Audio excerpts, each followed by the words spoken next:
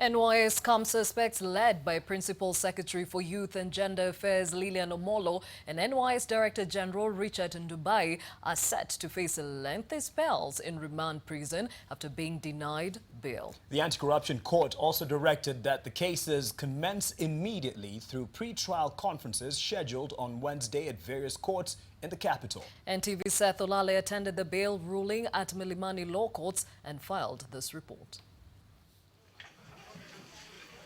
43 NYS scandal suspects led by Director General Richard Ndubai arriving for their bail determination at the Anti-Corruption Court in Milimani. However, the session was momentarily halted after the prosecution notified the Chief Magistrate that there were 3 suspects in court who had not taken plea. They were ordered out of the court and arrested by police and will be charged separately from the rest.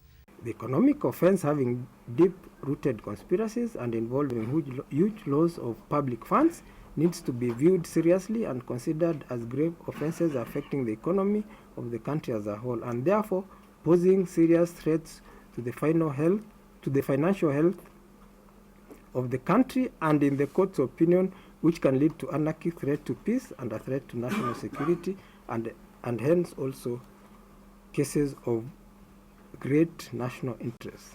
When the bail ruling proceedings resumed, a roll call of the 43 suspects implicated in each of the 10 cases was taken, with the state prosecution led by Senior Assistant Director of Public Prosecution Emily Kamau, and the defense also acknowledging their presence before Chief Magistrate Douglas Ogoti. Ogoti ruled that the charges the 43 suspects are facing are serious and a compelling reason to deny them bail.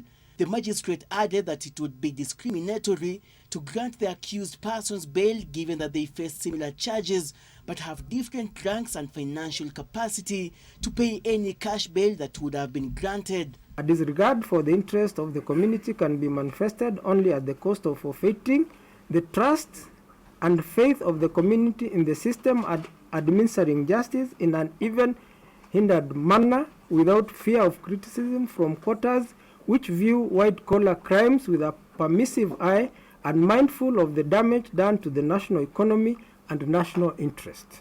The Chief Magistrate added that economic crime is well designed and intended, a calculated scheme for individual profit, unlike murder or robbery with violence. The Anti-Corruption Chief Magistrate added that such crimes might lead to anarchy and are a threat to national security.